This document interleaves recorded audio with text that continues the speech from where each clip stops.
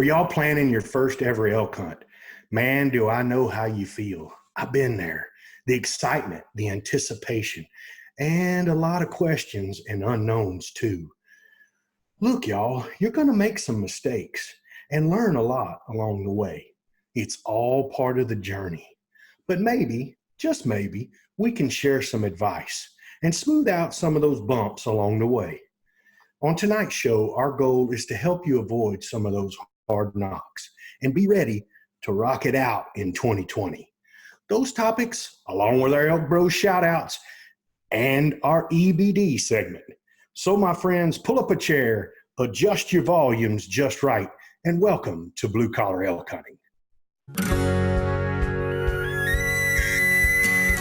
Welcome to Blue Collar Elk Hunting, brought to you by ElkBros.com, with your host Gilbert Ornelas and elk hunting coach Joe Gillian. You want to hunt elk, and they live to hunt elk. Their goal is to share with you what they have learned grinding it out for over 35 seasons, doing what they love. So come on into camp and set a spell. Welcome to Blue Collar Elk Hunters.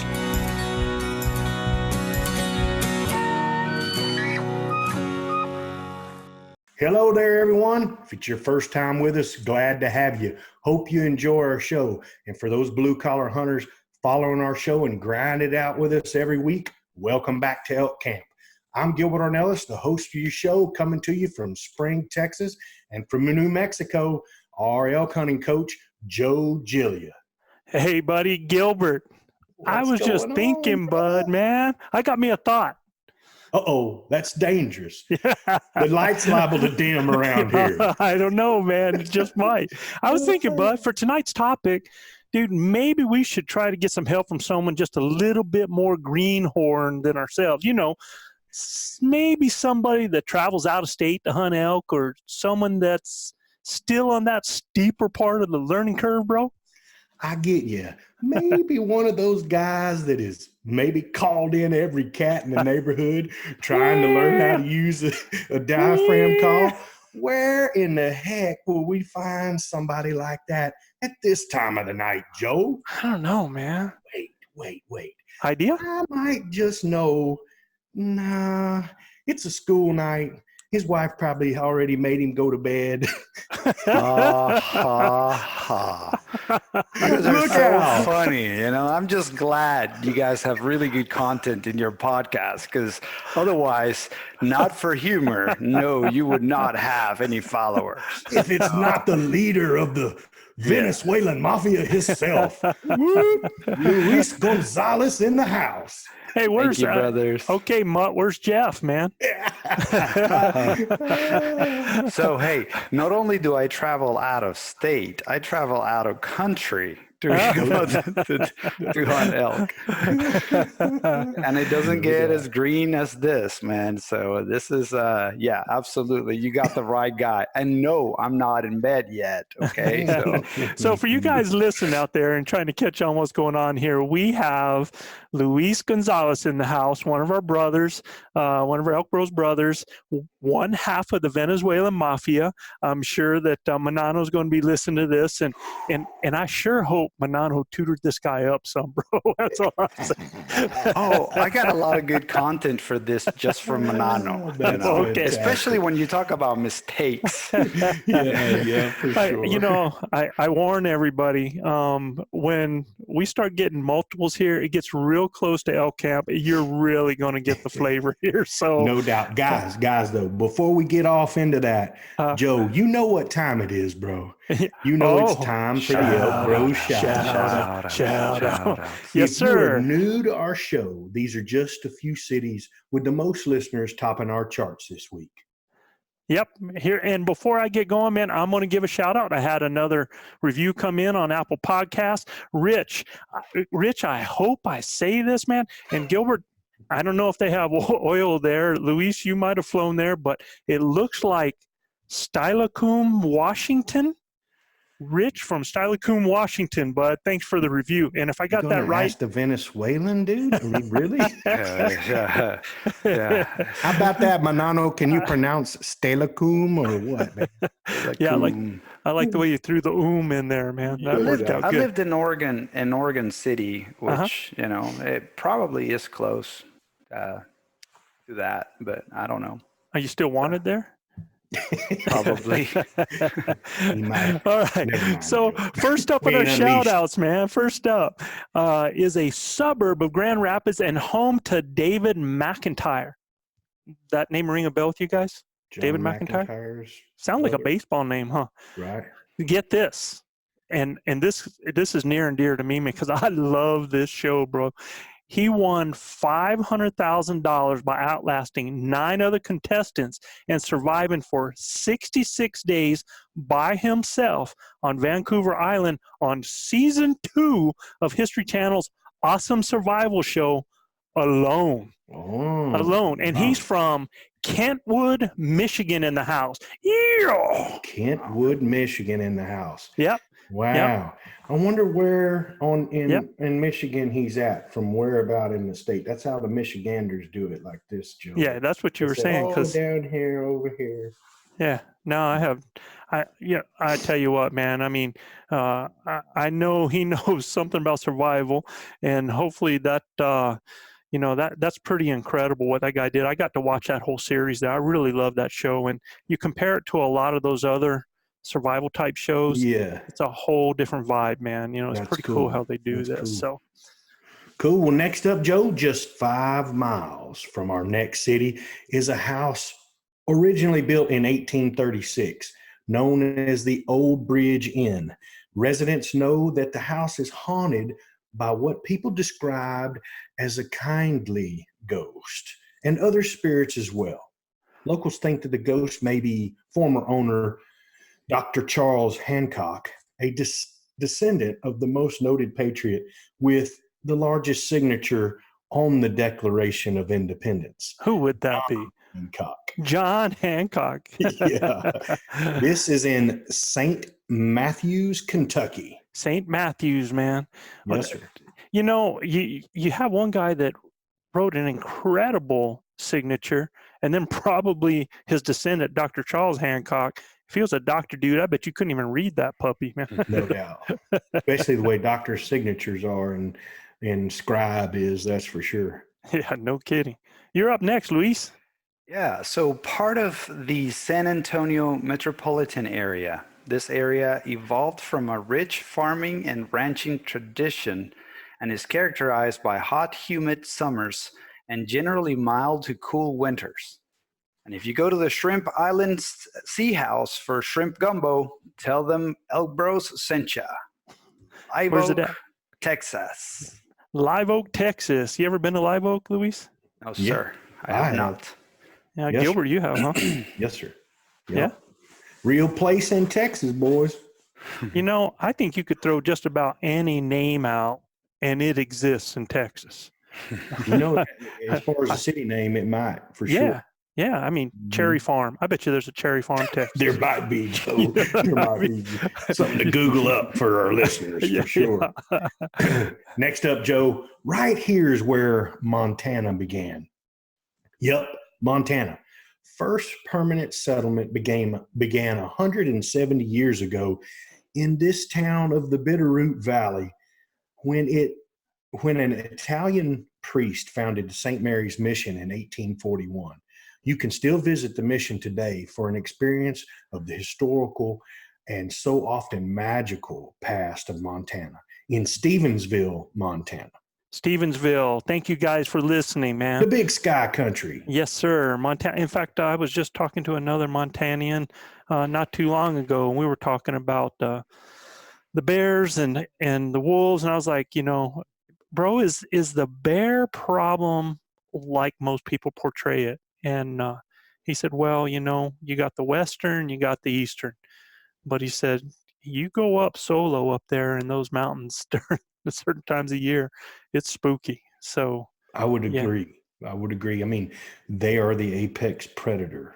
Oh yeah. And well, he said the wolves have gotten really, really bad there too. Mm-hmm. And Colorado is looking at putting that on the ballot about introducing the wolves in Colorado. And horrible idea for their elk herd. I think they're making a big mistake. I looked at some numbers up in Idaho. Decimated There was just a special. Yellowstone.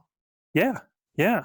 I think in the 3 states they were looking at that they figured that a number of wolves that those 3 states could handle were right around 1,000. Shoot, bud, there's over 1,000 wolves in Idaho alone. Wow. Yeah, originally, Joe, they thought it was going to be a huntable population, but what they didn't figure on is how hard those animals are to hunt. Mm-hmm. They are the hunter, and when they get to be hunted, you won't find them. That's the thing, is that there's no predator for them. They only die of old age or another wolf attack, and they don't really do much of that because there's so much territory for them to move to. Mm-hmm. So the only way that you got to control population is through an open hunting season, and nobody wants that. So these critters have really multiplied in vast numbers. And I was listening to a Texas game biologist said that one bobcat will kill 13 fawns a year. I mean, that's a lot of fawns extrapolated out, right? So a wolf is a giant animal. I mean, it's 3, 5, 6 times the size of a bobcat, and I'm sure it'll kill a calf elk and a cow elk, anytime it wants to. So when you got 1,000 of them doing it, buddy, Well, and you're not just talking wolves. Now you're dealing with cougars. Bears. You're dealing with, grizzly bears. So that's it. And I mean, what did your buddy say up there in Vermejo, that the number one predator on the elk calf was a black bear? Correct. That's exactly right. If a black bear is going to get them, what do you think a grizzly bear is going to do? I do know in Idaho that I think you can get 5 wolf tags now up in Idaho. And I think guys trap them. I think that's really kind of how they get after them, because they're hard to hunt. They're not real callable either. They're very sharp. Last but not least, unless you're an old soul from the low country of this city, you might not have a clue what words are like Barrettwell, Baba, and Don Man, what Don means. That's because it's Creole language spoken by the Gullah people, an African-American people living in and around Charleston, known by most of us as Charleston, South Carolina. All righty then. Yeah. I had no clue. Yeah. I mean, that's Creole. It is. Extended past Louisiana. Mm-hmm. Yeah. Heck of a deal. Yeah, they speak. They have their own language there, and the Gullah people there, and that's from the Low Country. In fact, I believe in like 1939, it became the language of the area of the Low Country there in the Carolinas. Yeah. So some pretty neat history there, because a lot of the elders there in South Carolina are trying to continue some of that culture and teach that to their kids and their kids' kids. No doubt, man. And thank all of our listeners for tuning in from our great cities around. Look, guys, we say this all the time. If you guys like what we do, please rate and review us. If you have any questions, want us to put them on the air and talk about them, please go to info@elkbros.com. That's info@elkbros.com. Be glad to answer any of your questions. And as always, go to Apple Podcast and rate and review. Check us out on YouTube, and you can see a lot of content there. I love seeing all of these new cities and new towns, villages.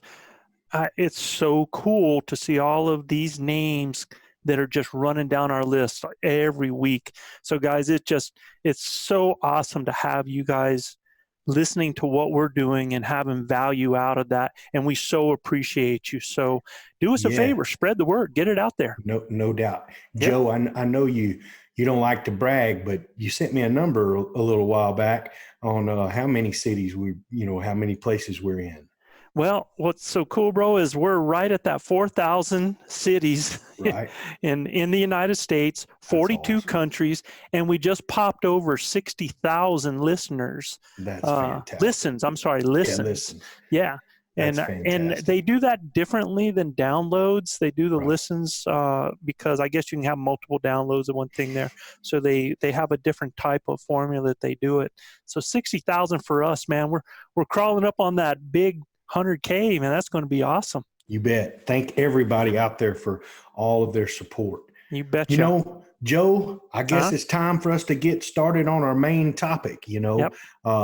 Luis, we're going to kick it to you, and let's start with you, brother. What would you say was the one thing that was your biggest lesson learned starting out? Well, first of all, thank you for having me, guys. And one of the things, also as a listener, I want to make a comment about is that, you guys put all your podcast in your YouTube channel. And so if you guys are in for listening and watching Gilbert's expressions and, and the dynamic of the laughs and the good times and the YouTube channel is a perfect way of doing that because you're getting the 2-in-1, the videos on the podcast as well. Every time I get the chance, I'd rather do the YouTube than the podcast. But then again, it's. I've had people say that, dude, and it worries me. You know how your parents used to tell you too much TV when you were a kid? Yeah. I don't know, seeing too much of us, man, it could be a little brain damage there. So. Yeah. But no, I just wanted to make that little parenthesis. But look, it's so hard for me to answer that question with a single liner because it's almost impossible, right? I mean, I just go back to the last 4 years that I've hunted with you guys in public land with a bow, and the list is way too long, right? I mean, there are things about the equipment, there are things about the elk behavior, there are things about your mindset and your attitude and your preparedness. There are things about Oh, did we lose him, bro? Looks like we did. Oh, I do not know what happened with our brother out there. Have some technical difficulties. Well, you know what happened with that, man. Is I think Mama know they have time for bed. The censorship. Yeah. He's sparing you guys, man. Hopefully he signs right back in and we get him back here. We'll see what happens with that, guys. So we really wanted Luis to be with us because just why he's saying is that Luis has been just starting this journey with us, right, Gilbert? So yeah. I mean, I've got about 6 years on him in front of him, and until we get him back, I guess one of the things I could say is your mental preparation and your physical preparation need to be on par, right, Joe? I think, if you go back to some of our early podcasts where we talk about mental fitness and physical fitness, I mean, I think that's huge to go back and listen to those podcasts, right? But for me, it was all about being mentally ready and me being physically ready, which I wasn't. So right. I can only stress to, the new guys that are getting ready to go elk hunting is if you're going to hunt in altitude, you better be ready. Don't wait 6 weeks before you go to the hunt. You need to go 6 months before you go to the hunt. Yeah. We always tell people about how much they got to be in shape to be here. I mean, the ground is a shape, Joe. Yeah. And, that's one thing I wanted people to understand too, is people go out and they see all these different things and they see,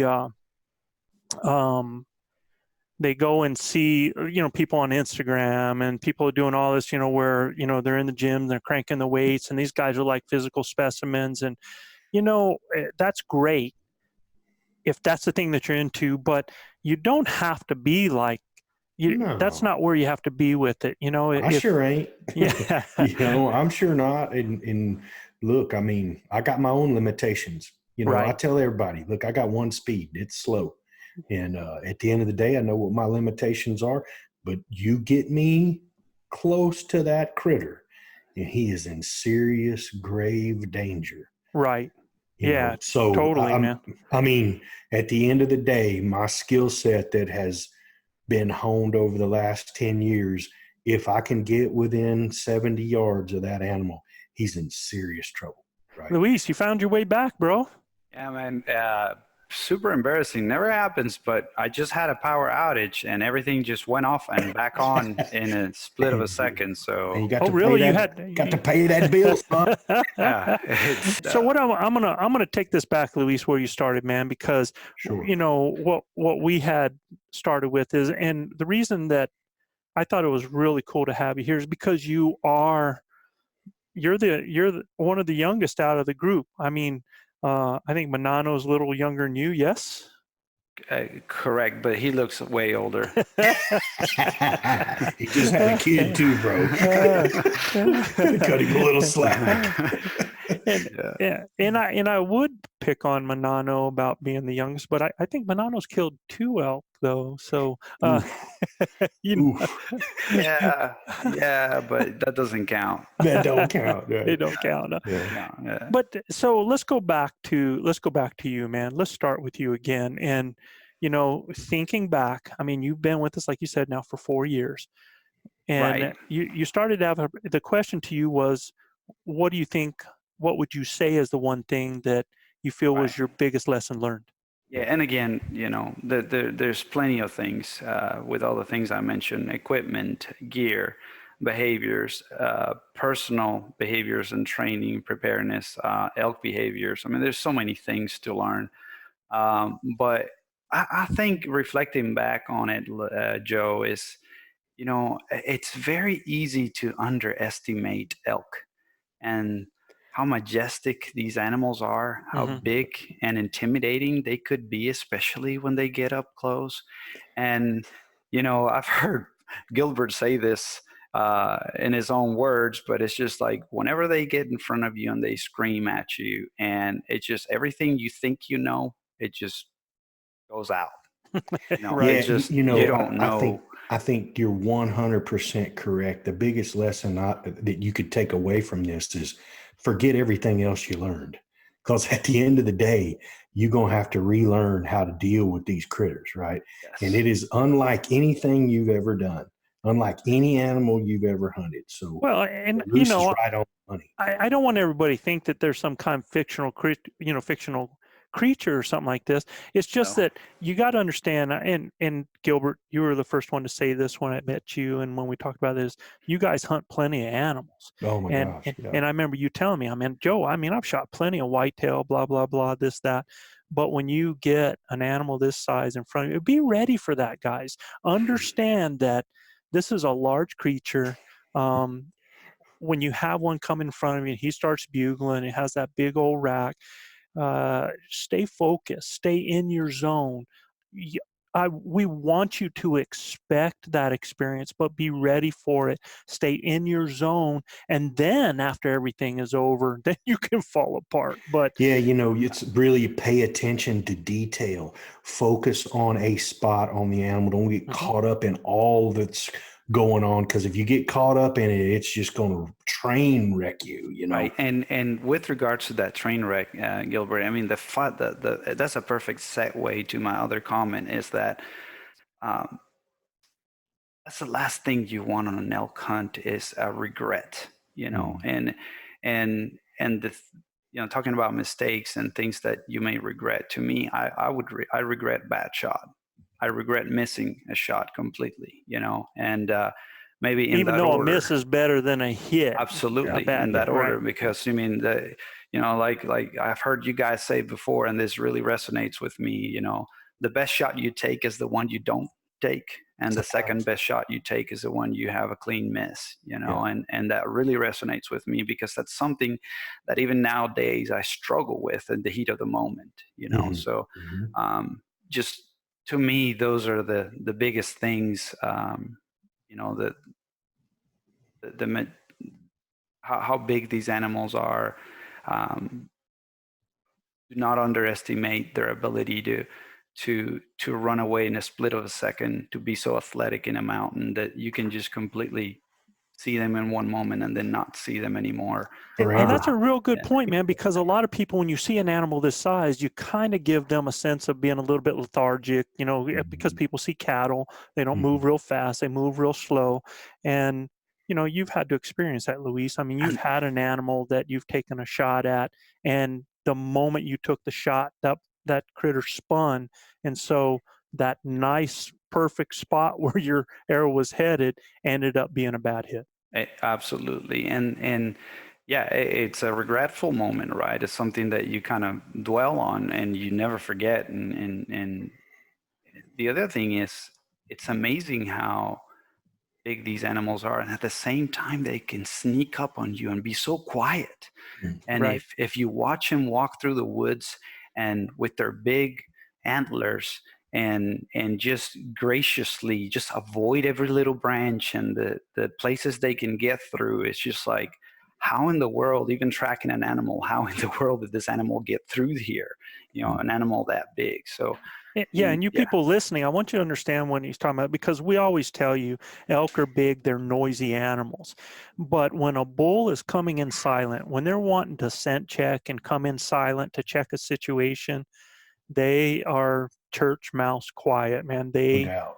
Yeah, they can come in, and you're looking and you think nothing's there. You stand up and you turn to your right, and staring at you at 20 yards is a bull right there. And you've said this before too, Joe. I mean, you walk by elk to get to elk most of the time. Yeah. Yeah. And I want to resonate something that Joe told me 10 years ago. On my first bull elk hunt, I experienced the same thing. I shot a bull high. They didn't find him for about 6 weeks.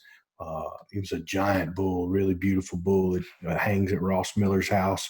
But at the end of the day, Joe told me, he said, listen, when you get your first one, it's going to get easier. And he was never more true about being able to close the deal. Once you figure it out, it gets a little easier. But man, listen, you're dealing with a Clydesdale horse that's got antlers, right? And he is so agile and so majestic that you can get caught up in it really, really easy.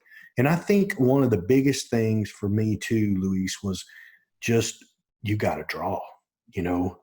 When you're archery hunting, you have to get drawn. No matter if they're looking at you, if they don't draw behind a tree when they walk behind a tree, because when you do that, they're going to stop with the tree in the kill zone. Let them get out in the open and draw your bow. Yeah, no, absolutely. That, Gilbert, and also, talking to Manano about the topic, Manano's point about what you guys have taught us, you got to sit, when you set up in front and not behind cover. With cover behind you, not with cover in front of you. Yeah. Because then that limits your point of being able to draw and have that opportunity and create that opportunity. I remember, that what happened with Manano in the perfume park. No doubt. So, we had that bull. That was actually the first time that I started calling a bull with Joe. So Joe was calling the bull mainly, but I was helping him wrecking a tree, and Manano was set up down in the park. And then these younger bulls were kind of there, and one of them decided to start coming in. And I don't know, Joe, that bull ended up being 9 yards? 8 yards. I stepped it off. 8 yards from where Manano was. Yeah. And Manano, there was this dried up tree between him and Manano. And I mean, he was a full draw, waiting for the opportunity for that bull to step forward. He just stuck his nose up in the air, smelled Manano's lavender perfume that is very typical of Manano in the woods, and just took off running, and that was another teaching moment for both of us too. Is he probably heard the shower curtain when he drew too. Yeah. I mean, but the other teaching moment too, Joe, was he was standing up.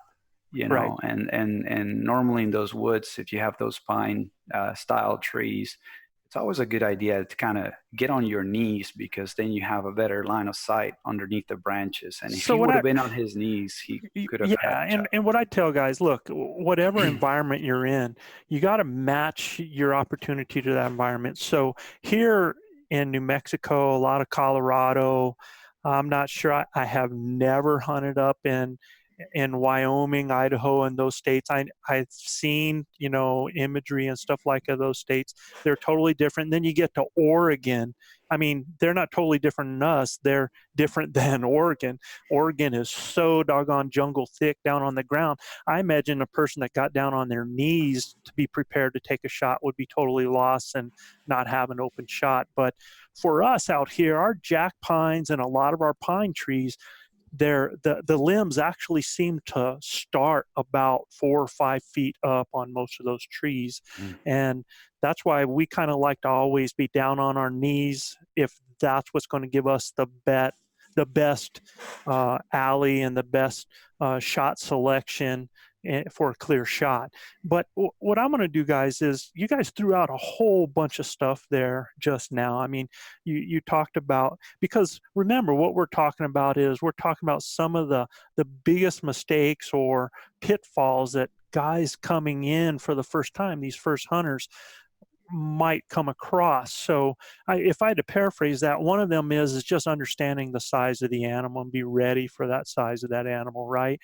And I think the other ones kind of that you guys talk about are real common mistakes for a lot of guys that hunt whitetail and in other states.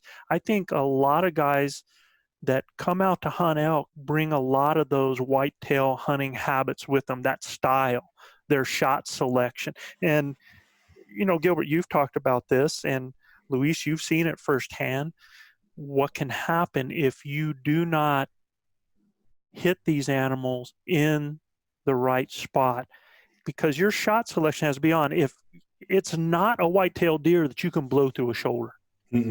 No, they're big, hard boned. Even their shoulder blades are like a rock. I mean, you know, if you don't shoot, especially if you don't shoot a bow like mine or yours, or, you know, the Venezuelan boys, they shoot a hammer of a bow that's got some extreme KE, kinetic energy. And if you're underpowered at all, you have got to understand the anatomy of that animal. And I can harken back to a really good podcast that we did on shot selection and shot placement. That is one of the very best. And then we lit it up this fall with the amount of bulls that we killed and the amount of distance they covered, which they didn't. And that goes back to that comment I made earlier. That was on YouTube, and the best way to actually enjoy that podcast is through YouTube because of the visuals and the graphics behind it. Yeah, we're not going to regurgitate that for you because it's already done, and I think we have it really done well. And understand that as big as these animals are, our goal, and in fact, we got T-shirts being made, y'all, that have ElkBros on the front. On the back, it says 2 holes, because that is our motto. You want to shoot that critter broadside in a location where you're going to get a pass through. You get a pass through. You double lung any animal and they're going to be down in seconds. And 4 bulls taken in our camp this 2019, but died between 10 to 30 seconds, all 4. And I mean, we're talking, we're graveyard dead. I mean, boom. They're down for the count. So again, looking at that, some of those habits of hunting like a whitetail hunter, trying to stay quiet and trying to stay stealthy, not moving fast, hiding in stuff instead of getting in front. And I think that's what Luis was talking about. One of their biggest lessons. It's huge, y'all. You're only going to get so many opportunities. And if you do not put yourself in a situation to capitalize on that opportunity, it's going to go by. And that could be the one. That could be the one right there. And I think, you know, when people ask about secrets, I think when they ask me, you know, what's our secret to our success? There's a lot of things you can say in a little bit different areas. But one thing I would say is that when we get an opportunity, when we get in the zone, we make it count. And I think there's a lot to knowing how to make that count there. And Luis, you hit one of the nails right on the head, is make sure that you're in position, that you're in front of things, you're not behind them. You know, make sure that if you have tree limbs that are at a certain height, you're down on your knees. I really, myself, like being down on my knees. I'm able to move, change my angle, do things with animals looking right over top of me. Have I killed animals standing up? Out of the critters that I've killed over the years, and there's been a few of them, I think I've only taken 3 animals in a standing position. The rest of them have been down on my knees. So, and to add a little bit to that, Joe, something I did as a rookie bow hunter in general, regardless of the animal, is really understand the trajectory of your arrow. Right. Correct. Because that's another thing, just because you see it in your sights, especially longer shots, it doesn't necessarily mean that the arrow is going to fly straight through that pin where you have it. I mean, that arrow is going to go up before it starts going down to where that pin is on that animal. And if you don't understand that trajectory, you're going to be hitting stuff above it and hitting limbs. And I've done that, Right. more times that I'll be proud to say. Mhm. And, but that's definitely something now that before I take a shot, I think about that. I'd say I analyze what's above me and where that arrow could hit, just kind of relatively knowing, depending on how far the shot is. Obviously, the further the shot, the higher the clearance you're going to need above you. Well, it works just the other way too. There's a lot of times people think that they're not able to shoot an animal because there's something in the way between them and the animal Absolutely. to the kill. And if you're a rifle hunter that's moving from the rifle to the bow, that might be something that just from shooting, and shoot in all kinds of situations, shoot through limbs, go to the 3D shoots, do the things that are going to help you have those real life situations and make that happen. So you're exactly right. That can be something that can, take away one of your opportunities or make you scratch your head and you go, I never saw that. And that happened this year on our hunt. We had somebody in our camp that tried to make a shot and end up hitting limbs, and it changes everything, man. It happened to me last year. Yeah, to echo what you said, Joe, I've only killed one elk standing up, and it was this year. And look, I had to make a movement to get him in the kill zone just to get him down. I mean, when I drew my bow, he stepped into a zone where, man, he was covered by the kill. So I had to make my own maneuver to the left again. But if I stay just still, I may never get a shot at that bull. Well, if I think about it, though, out of the 4 guys that killed, I think all 4 of us were standing this year. Yeah. I think it was just that situation this year, right? Yeah. Did you shoot from your knees when you killed that bull? Except Manano. Manano was on his knees, I believe. Okay. Yeah. All right. Yeah. Yeah, I mean, all the other bulls and cows that I've killed have all been kneeling. And I'm going to tell everybody, 95% of my practice is from my knees. Yeah. Because I know invariably that's exactly. And I want to tell you something. I'm a better shooter from my knees. Yeah. I shot mine from my knees. Manano shot his from knees, and you guys were both standing up. So that's one thing there. And I want to put this out to you guys too that are listening out there, is I want you to understand that I have a feeling that this is going to be more than a 1-part show here. So if we've got a long list of things that we want to tell you that are things to watch out for, and we're going to do that. And if we have to go further, we're going to do this on another show as well. So don't worry about missing out on some things. We really think it's important. We think it's huge that you're going to, like Gilbert said, you're going to go out and you're going to make mistakes. You're going to have a learning curve. There's going to be some things that we're going to tell you that you're going to forget. And then when you do it, and you're going to go, oh man, but that's okay. That's part of that journey. But hopefully we can get you going on this. And I just want to say one of the biggest lessons I learned my first time is don't forget your pillow. I'm serious, man. Really, it was horrible. I mean, I had to use my daggum backpack to sleep on. It was look, I had a good bed to sleep in, a great sleeping bag, no pillow. Dude, that was horrible. So do you carry a fleece top at all? I carried all kinds of clothing, Joe. Yeah. And back in the day when Chad and I first started out, and that's what I tell a lot of guys too, is I think one of the big mistakes a lot of guys make as well is they watch a lot of the videos, they see a lot of the guys that are out there, and they think that they have to have the pack, the certain camo, the certain everything that they see out there. And I just want to tell you that gear is great. I have nothing against it, but to be successful in the elk woods, you do not need all of that stuff. Can they make you more comfortable? Trust me, I've been in a situation like Gilbert's talking about where I made pillows out of, my clothes and a fleece top and things like that to be able to sleep on them. And that first night, Gilbert, you ain't going to sleep that first night anyway. Probably didn't matter the first night, but I can tell you, I hated it that I didn't. And I tell this to everybody. It's the first thing I send to every. Don't forget your pillow because it sucks, man. I can attest to that. What do you mean you can attest to that, dude? You sleep on like a queen size bed, so about 3 feet off the ground. Yeah, and Manano can sleep on rocks. So what I wanted to say was that I can attest to the fact that Gilbert does that. He tells everybody, because that first trip we made that I made with you guys to New Mexico, on his email that he sent out, he had "Do not forget your pillow" in capital letters. So yes, I never have forgotten it because of that. So hated it.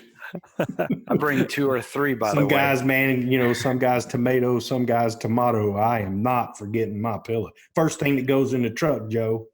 Hey, Joe, something that I've been thinking about here, and with regards to the noise, it could get confusing for somebody that's never bow hunted before, listening to the podcast or just trying to get information, because there are 2 separate things that may seem conflicted, but they're not. And maybe you guys can explain better, right? Okay. So we say, look, with elk, it doesn't matter. Doesn't matter if you make noise approaching. It doesn't matter if you're wrecking a tree and so on and so forth. You're making noise because they're big animals that they make noise. That's one idea. But then on the other side, you've got, hey, look, make sure we're silent freaks. We don't want to be squeaking as we're walking. We want to make sure that the clothing that we have is pretty silent. We got good fleas in them. So, somebody that doesn't really understand the functionality of the 2 may be like, well, what is it then? So I figure I'll just pose the question and open it up so we can explain. No, it's a super question and good way to clear it up, because I even tell people sometimes you got to hurry up, slow down. And, sometimes you got to be super aggressive, and sometimes you got to be really, really, slow, methodical. Yeah. If I'm really chasing animals, and don't let me miss out on exactly what you said by going down a rabbit hole here. But if I'm out there and we're chasing bugles, man, I mean, buddy, we're covering ground. But if I'm during that midday where I'm just working through a bedding area and I'm trying to kind of still hunt by throwing up some cow calls and being the first one to spot a bull moving in silently before they spot me, then I'm really moving slow at that time. So sometimes it's hurry up and slow down. It just depends on your technique at the time. And if you're using calling to go in on an animal and you're working your setup, you want to do that in a way where I hate to set up in an area where an animal can see for a long ways. I want to get in someplace where it's thick, where it's tight, where my window of opportunities 30 yards and in that animal has to clear out. So in that case, when I'm doing that and I'm moving in and I'm moving in thick stuff where I know that I'm screened, I want to be noisy because I'm sounding like a bull coming in. I'm sounding like a bull with cows, and I want them to believe that. So I'm putting that noise out there. If I'm bugling and walking through the woods, I'm making noise because, again, I'm trying to sound like a herd or a bull that's going through, and they make noise. But what you're talking about, Luis, is now I'm in a setup, and let's say I'm solo hunting, or even still, I'm out front and I've got a partner back in the back that's doing the calling. Well, I want to be a silent freak, buddy, because when that bull's coming in, and that bull's at 12 yards, at 15 yards, at 10 yards, or like Manano at 8 yards. When awareness levels. Yeah. When I draw back, everything's magnified. And we're talking about a critter that can hear you bugle from a mile away.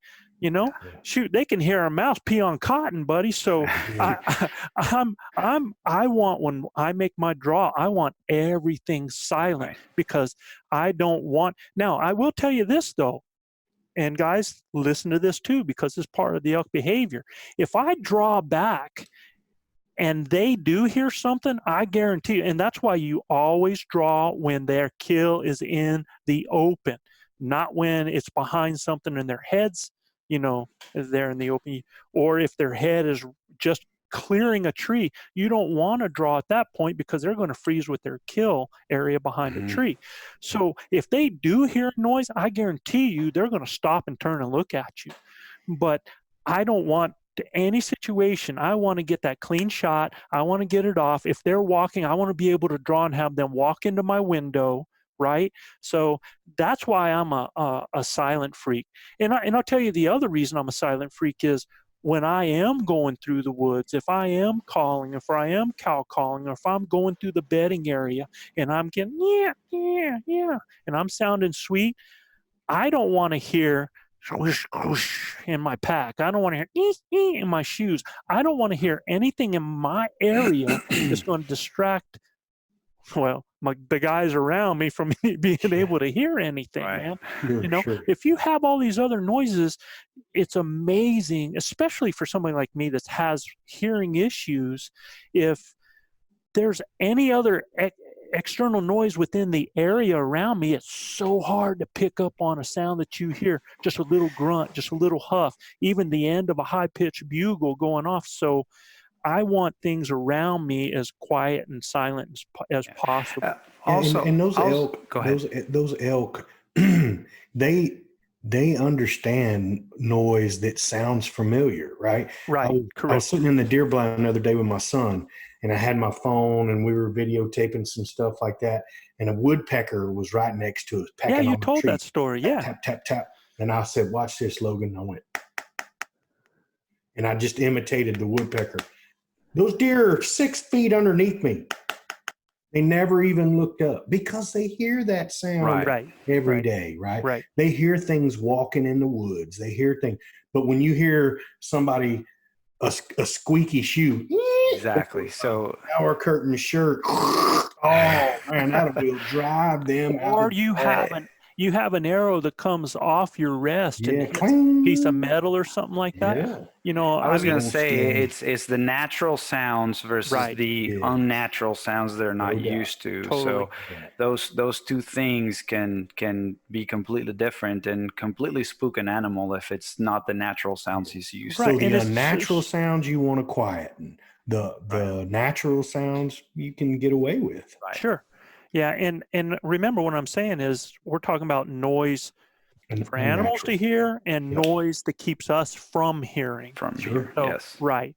And I tell you, there's nothing like feeling like you're a breeze in the wind going through the forest, man. When you're silent like that, when you have your camo on and you're being stealthy, I don't know, there's just something about it that just rocks my world. I just love that. I just love the silent nature of it. I like when I need to be still, that an animal's not able to spot me, that, or hear me or smell me. All of those things I'm trying to neutralize, right? Yeah. So that's an excellent question, Luis, because there's so many times that we tell people, be noisy, be noisy. No, be quiet, be quiet. That's right. Yeah. It's got to fit the situation. It's hard to grasp, as far as being new out there. It's like, well, what is it? What are the things that? Here's the other thing I want to add to that too, is it depends on what technique or style you're using at the time. Because if I'm using where I'm calling a bull in and I'm trying to mimic a herd and all of this is happening with a setup, that's one thing. But sometimes the best way to get a herd bull sometimes is to spot those animals, see how they are, and put the Mohican sneaking on them and, go in and get after them and being silent on there. Right. And there's a catch-22 to that too. You just got to really know how to watch these critters, because if you're in amongst a group and there's a lot of screening material around, you can actually walk. They can see your legs and you can make noises.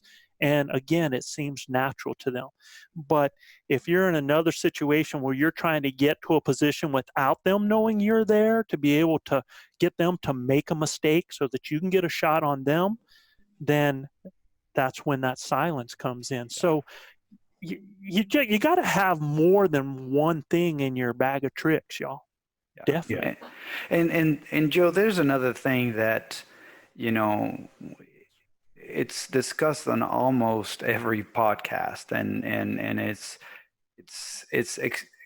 a key to hunting elk, to hunting deer, to hunting big game. We talk about wind all the time, you know, Right. and look, you hear about, oh yeah, the wind, and then you get out there and then you don't realize really how important the wind is. It doesn't matter how many times we may say it here. Number one. You won't realize how important it is until you actually get to live it and get to see how it really impacts your hunt. Well, you know, and I'll give you examples on not just elk, but hunting pigs. Right. I've been in public land to where I Better spotted nose than an pigs, elk. and I feel the wind from the back of my neck going forward, and I'm looking at that pig and I'm thinking, oh, that pig is going to be gone. And it's just a matter of seconds, and it's almost like that pig has hit a brick wall and it turns around and it takes off running, you know. And so it's that impactful in your hunt, and that, I mean, it has to be considered and kept in your head 24/7. Man, I'll tell you this right now. If you don't play the wind, you're not going to see any elk. I'm just going to be truthful with you. Sure. You'll think there aren't any there because they're gone. You know, Well, I've watched it happen over and over and over again with wind and there's switching. something else that most of those guys don't, because most bow hunters are wind knowledgeable, Sure. right? Sure. Most bow hunters, if you hunt whitetail deer, so you're going to understand the wind. What they don't understand sometimes, and what they're not familiar with, is the thermals of the mountains and Good the hills. No doubt. Mm-hmm. So that's something that understanding thermals, how they work, and how the elk use those thermals are critical to success. If you have elk down in a bottom and you come up on the top of a ridge and you can hear them screaming down in the bottom, you're like, oh man, listen to them boogers, right? And you start heading down at those boogers, those thermals, that cool air that's still falling down that hill, is carrying your scent pull right down to them, and you're going to end up blowing them out. So you have to understand how thermals work. You have to understand, and that's where something like Onyx is huge, where you can actually see how things are falling through, what the topography looks like, you know, how things are going, so that you can actually enter in on those animals from a different direction. If you have, so thermals are the scent rising or falling with the temperature of the air. Cool air falls, warm air rises. Just think of a hot air balloon, y'all, and think about that dry ice, right? And again, we don't have to rehash all of this because we have a podcast on scent. So you can go back and listen to that one, but that's just the basics of it. And if you don't understand how thermals work and how wind can bend those thermals, just like wind can bend sound, you can have, I don't know if you've ever heard an instrument playing from a faraway park where you have a band or something like that, and you can hear that sound and the wind will blow and all of a sudden that sound will get faint. Exactly. Right? Yeah. So it's the same type of thing. And guys, the biggest mistake is you'll think that, man, I've got to close the gap because that animal's right there, and maybe I can get into them without the wind, you know, giving me away. It ain't going to happen. Mm-mm. You're better off spending another 20 minutes, 30 minutes, finding a different angle, an hour, find a different angle. Now, that brings me to something else too. Well, we're going to talk about in the database, so I'm not going to bring that up. But a lot of that has to do with understanding whether or not you're hunting animals that are going to a destination or they're at a destination. Yeah, whether they're going up or staying down, right? Correct. And look, you know, you're going to find yourself above animals early in the morning because you want to kind of catch them going to and from. When you're above them and those thermals are falling, if you know they're down there, just try to stay above them parallel. Just stay above them as the warm air starts coming, as the day starts warming. Those thermals will push to you, And when they do, the animals are going to come to you. So, I mean, you just got to have a little bit of patience, you know? Yeah, you actually have to kind of back off. I mean, if they're coming up the hill, the direction that you're going, you actually have to move down the ridge so that That's your right. scent's not going to go down to them. The other That's thing right. that you can do is you can move down the ridge and start Thermal. lowering yourself down to their level, making sure that because your scent's going to fall with that thermal. And I always tell people, if the wind is blowing in one direction, so if those animals are down in front of you, you have a breeze that's going to the right, then what I want to do is I want to head downwind and start heading down that hill and getting even with those animals.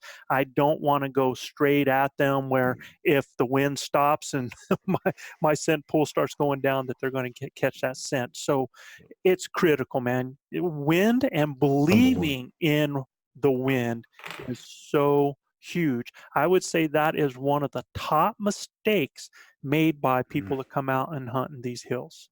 Yeah, I agree. I think it's the number one most challenging things to understand. And once you do understand how challenging it is, it will change the way you set up to hunt. You know, I want to go to one that I think is really going to hit home, and this happens for. I hear so many people talking about hunting from trailheads or hunting, you know, at that Yeah. parking lot at the end of the road as it gets all the way up in there.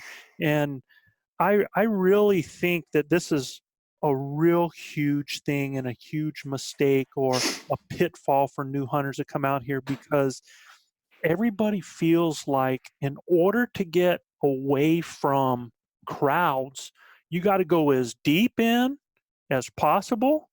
You have to, get to that trailhead and hike back as far in as possible to be able to get away from everybody. Well, if everybody's thinking that, then I don't know how much you're getting away from people actually. Now, trust me, you are going to get on the weekends. Yes, because there's some people who come in on the weekends, they're only going to go in so far, or they're going to hike. I got buddies who are going to hike all the way in 6-8 miles. They're going to hunt, and then they're going to come back out, and be out of there by the weekend. But I think a big problem is everybody goes to that trailhead and then heads in, and everybody goes to that end of that road, and then they want to hike all the way in. I think there are so many elk that are passed. I think people drive by elk. I think they hike by elk trying to find elk. I And know they do. yeah, we do. I've done it, and I've seen it happen firsthand. I killed the biggest bull I ever killed in my life with four-wheelers going by, and you can hear them behind me. Sure. Yep. Yeah. Which brings up another point too, is everybody thinks that if people are around, it's going to blow all the elk out of the area. We're going to head back to that one in a second. I just want to make sure that you guys understand. So think about this: if you're driving to a trailhead, how many people are doing that?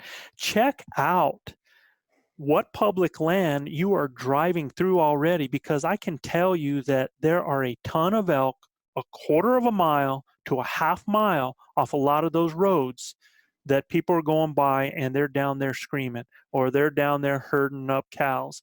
I think that you really need to pay attention, get on and take a look at some of those little hidden areas that everybody else is driving by.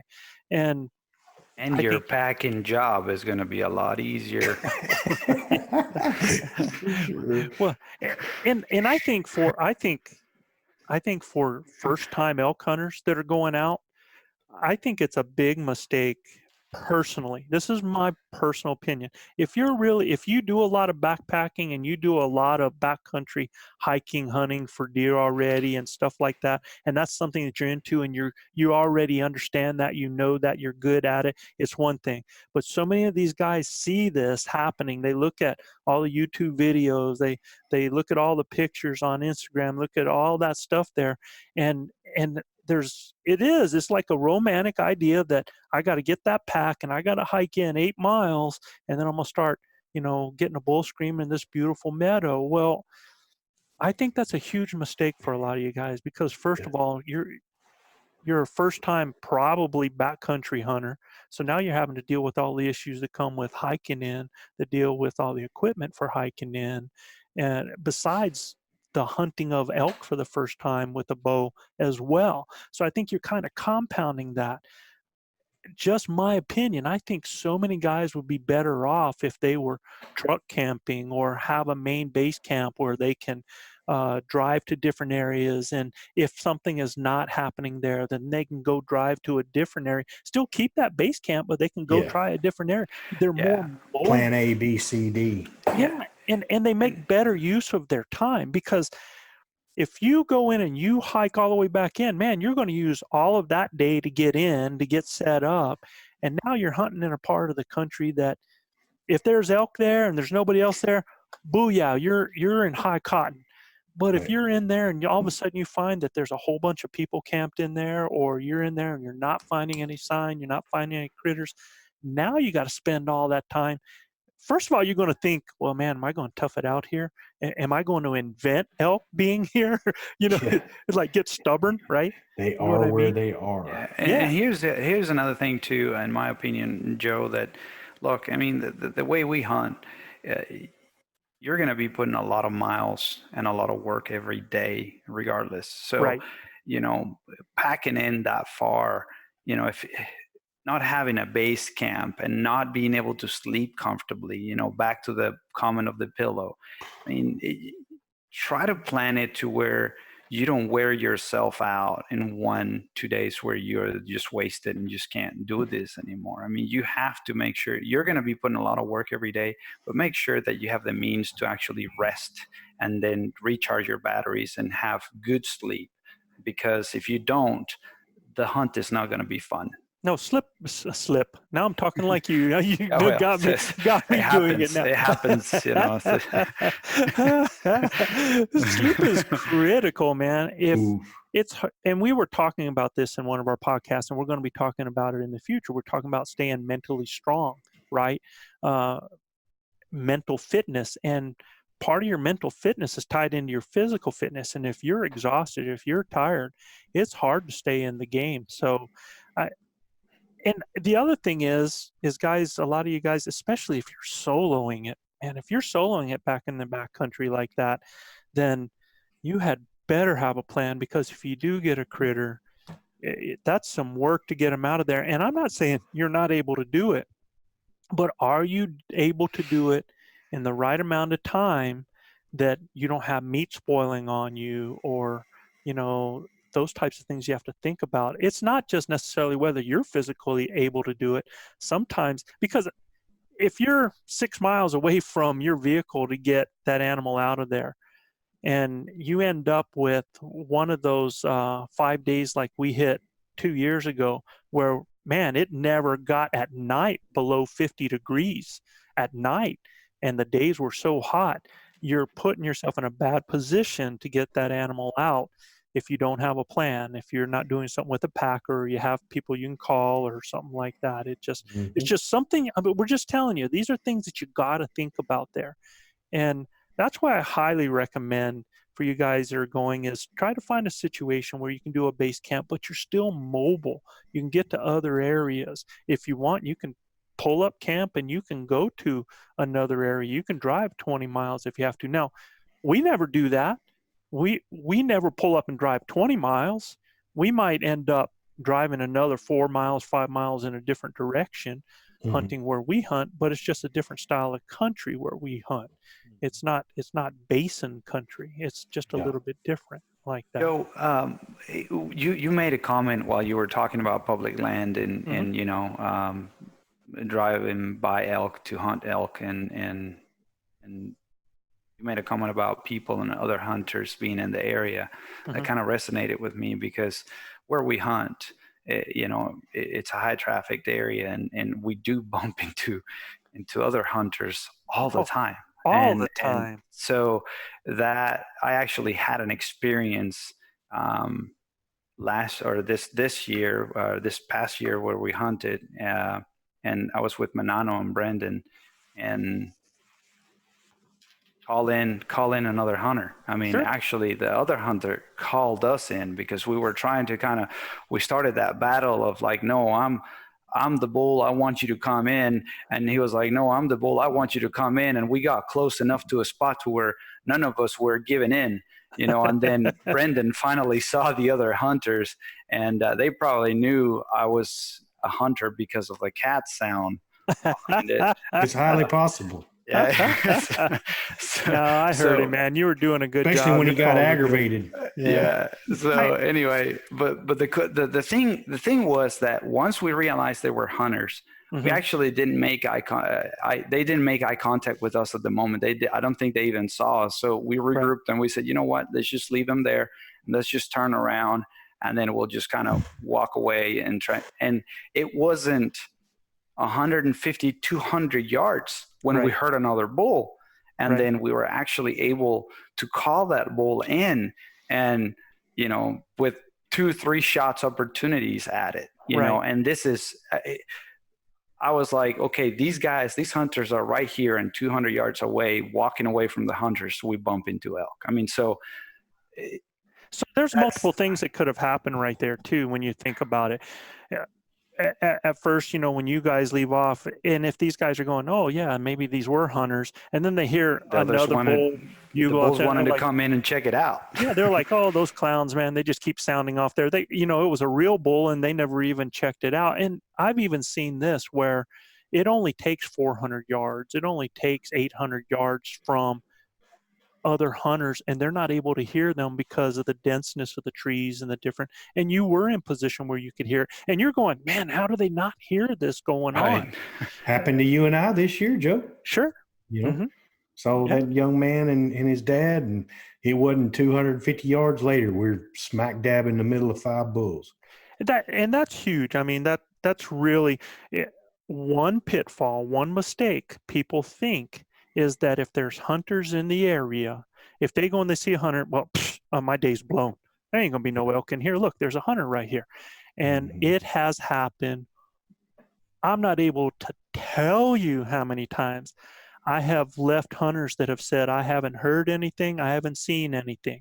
And I've called in a bull and shot a bull. Too. Yeah, or 2. Not a half mile. You need to come back here. Not even a half mile from where those people were. Like you said, you shot a bull and you could hear 4-wheelers going by. Look, y'all, just because you come across another hunter, these elk are adaptable as heck. And we talk about high use areas and low use areas. And it depends on the makeup of the situation. Now, if you're hunting in an area that is like a basin or a bowl, and there's some animals down in the bottom of it, and guys come over the top and they end up sending that up and blowing those animals up. Well, yeah, those animals might go out of that basin and go up on that ridge and just go on the other side, 1/3 down. So that doesn't mean that the animals are they haven't run to the next county. I guarantee you they've gone where they feel safe. They've stopped. They're listening. They're smelling. They're looking. And once they realize that danger is no longer with them, they're going to go the direction that they want to go. You got to know what time of year it is too, Joe. If you're bow hunting in the middle of the rut, they got a little bit less caution to the wind, right? I mean, they are actively seeking females, and they are going to walk through some stuff that they probably not going to continue to walk through as they are pursuing the breeding season, right? So wherever those cows go, they're going to follow. And if those cows are pushed in a direction, and it happens in a matter of seconds, they cover a mile in, minutes, and then they're in your lap. Well, and what those animals do, Gilbert, is they might not be going nose to wind to get close to where they believe other elk are or other cows are. And then once they start getting in the vicinity, they start circling so that they can scent check and verify what's going on with that herd, if there's other bulls, if there's a cow in heat. So you're right. I mean, what time of year you're in. Yeah. Those animals are going to go the direction that they are. But we've even had hunters push push herds to us. Sure. They're driving them, calling below them. Those bulls are hooking those cows up and moving them out of there. Right. And, Sure. and all of a sudden now they're in your lap. Yep. So I have mixed emotions about high traffic areas, but I've killed a lot of really good elk in them. Well, and that's the thing is what I wanted to tell you is, a lot of people that they go hiking way back trying to get away from, and they think they're in low use areas. That state has so many hikers, so many outdoors people that I guarantee you those elk up there in that high country have been seeing a lot of people go through. So that's just something for you to think about. Y'all, what we're going to have to do now is we're going to come back to this again. We're going to continue this on a part 2. We're going to continue that next week so that you can hear that. We want to make sure that we go to our EBD segment, our elk behavior database, because that's something that we told you we want to do to help our listeners start growing their elk knowledge, their elk behavior knowledge. And we think this is critical for some of the decisions that you make during the hunt. And some of this we've actually just talked about. So today's topic, guys, is travel habits of the elk. And it's so funny because it starts out right away at the top. It starts out with, in travel habits, that wind and thermals dictate where and when elk move. Okay. And like we said, guys, we're not going to rehash all of that. We have a whole podcast on scent and thermals. You can go back and look through. We have one all about camo. We have one on scent. We have one on shot placement. So there's plenty out there for you to check out. But those wind and thermals do dictate where and when. And we're going to explain what we mean by that. And I just about jumped into this before we got here. And here's what you got to remember is, what's the job of an elk? To survive, right? Exactly. And they're good at it. It's their house. They understand it. They know it.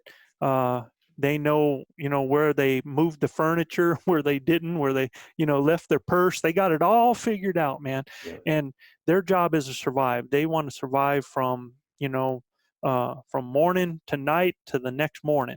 So their movements, everything that they do is based on that principle. And that's why thermals and wind are so critical, because an elk, like we said, we constantly saying it, you can get by the ears. You can sometimes get by them eyes, but you're not going to get by that nose. Never. All right. Now, we have said, and if you start listening to our scent, we have said that you can muddy the water a little bit with that scent.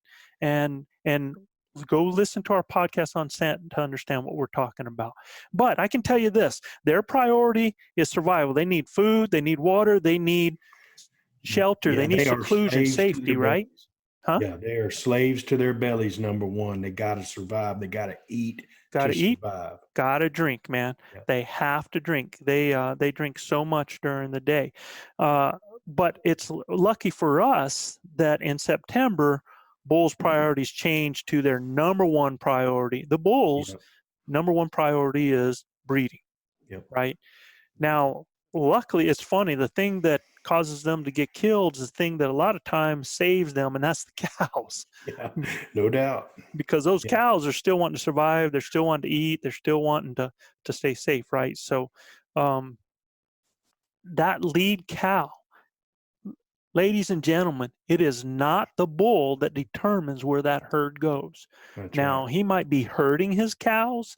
He might be keeping them together, scent checking, working them back and forth, but he does not determine. He'll tell them, get out of here. He'll start hooking some, say, let's get out of here, man. I want us out of here. But it is the lead cow. It's the cows that determine where they go, not the bull. That bull is going to trail the herd. That bull is scent checking. If you guys realize that whatever you do, whatever you're sounding like, if you're sounding like a bull, if you're sounding like cows, if you're sounding like a herd, any elk that's going to come into you is going to circle to the downwind side. And if you understand that concept and you get in position with that concept, you're going to get a better shot at these animals. Or if you know how to throw your calls in a direction, okay? It's going to help you. And Luis, that was something that you got to experience. It was so cool. We got to do that firsthand with you the last couple years, where we would actually have people out. We'd throw calls off of trees and get bulls to come in. And so you got to understand that firsthand, right? Yeah. Is this the year you were teaching me to call down at that park? Yeah, sure. Yeah. The first time I started calling with you, for sure. And I remember we were kind of sitting down.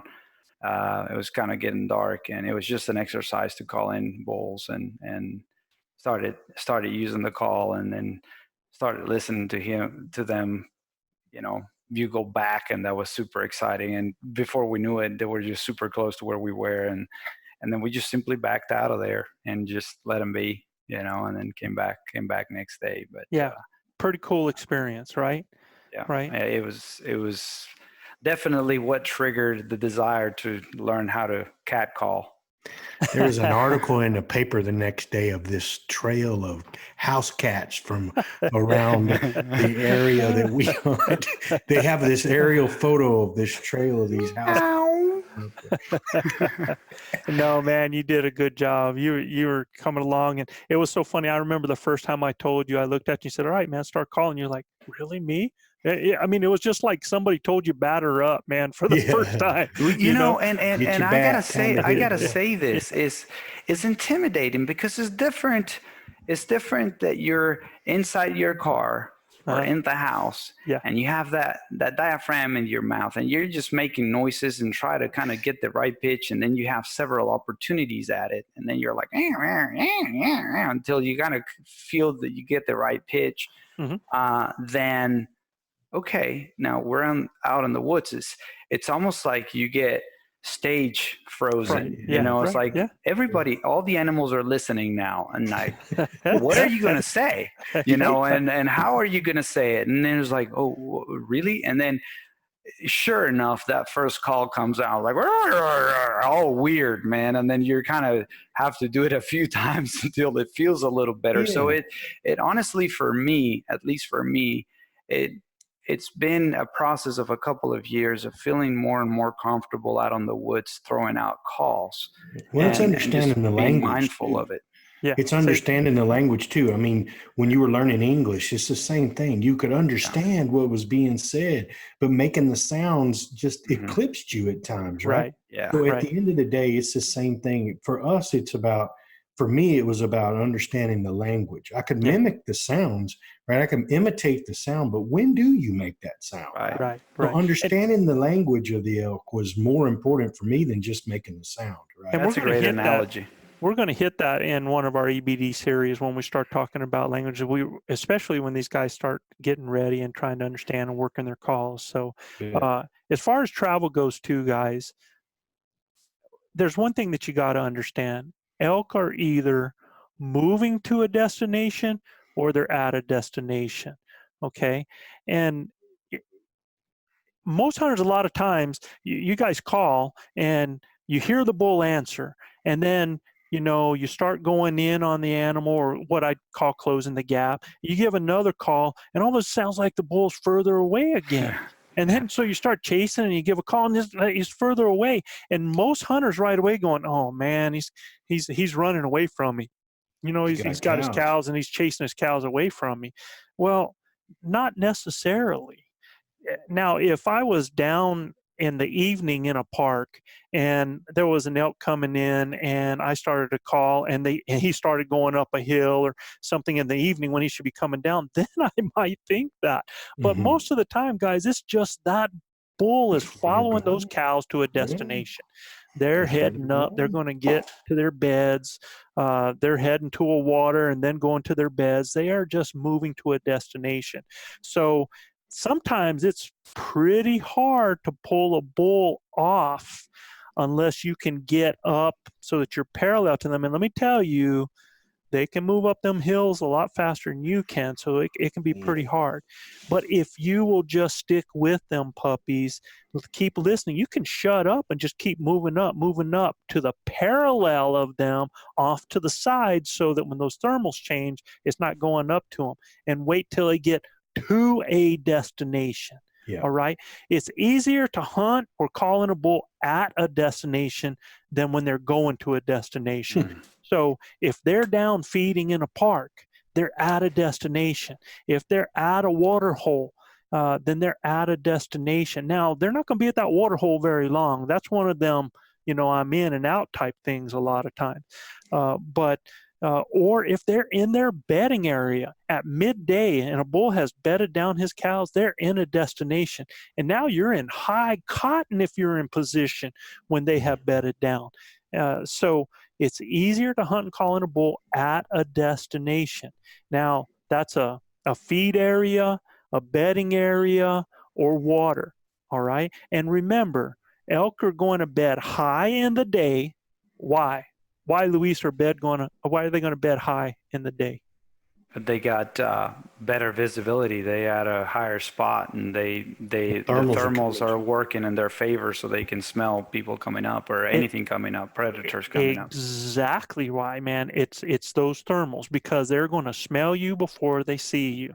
Okay, and that's why they're down feeding low, and they're in those open parks at night, because now they've got some vision there, and they have all those thermals coming down to them if something tries to come to them, tries to get on them from the sides. So they're going to bed high in the day, and they're going to bed in the low open areas at night. Guys, remember, it's all about survival, okay? And if you're in the type of area where it's just kind of rolling hills, you got to think about that too. Again, they're going to put themselves in a position where they get the best winds and thermals to warn them. If it's a type of bowl that swirls, they live there. They understand that. So you have to really, man, your scent checker, boom, boom, boom, boom, boom. You got to be using it all the time. When they're on the move in the morning, they're going to go from low to high. They're going to go from their night bed to feed and water to their day bed, okay? And they're going to bed down on a bench or a timbered slope, a ridge, or a rise on the northeast facing topography. And I don't want to say the northeast ridge, because there's little canyons in places where you can have that cover, that thick cover inside just little areas. In our area, we have ravines, real deep ravines that cut through, and it's not a high slope, but they'll bed down in those ravines down there, because they'll catch the scent of anything that comes into the bottom of that ravine. So yeah, it's cooler. They got a lot more shades. Yeah, sure do down in there. So you just think about that. It's all about topography, and when they do bed, it's like we said, it's about a third from the top up there, approximately midday. Rutting bulls will use midday as an opportunity to water, wallow, and feed. So once they have, and this is during the rut, once they have those cows of theirs bedded down, then they know where they're. Man, if you turkey hunt, it's a lot like hunting turkeys. Best time to pull up a gobbler is when those hens have gone to set the nest, right? Or set the eggs, right? That's right. That's when those gobblers go off, start looking for another hen. Yep. And it's the same with these bulls, all right? And in the evening, they're going to go from high to low. They're going to go from their day bed to the feed, water, to the night bed. And it's just that simple. That's their travel habits. If you can find their corridors from where those bedding areas, what we call bedrooms, to where those feed areas are, and y'all understand that feed areas are not always the open parks. There's transition areas, any area where there's a break in the canopy, or there's thin topped trees where grasses can grow underneath. Those are those transitions. With acorns and oak brush. Oh, heck yeah. We like that stuff, man. Pinon pine, they like those. If you get pignons growing a year, juniper berries there, check for the food there. And so that is our EBD, elk behavior database tip for the day. Unbelievable content from all of the different topics that we've covered. It's been a plethora of things, Joe. Again, we want to tell our listeners, if you like what we're doing, subscribe, rate, and review. Go to Apple Podcasts. or on iTunes and review. You can check out more elk hunting content at ElkBros.com. You can send us your questions to be talked about as well at info@ElkBros.com. You know, I want to thank Luis for joining us tonight, Joe, and look forward to having more of our our Venezuelan Mafia boys with us on the podcast. It's awesome to have you, Luis. Thank you very much.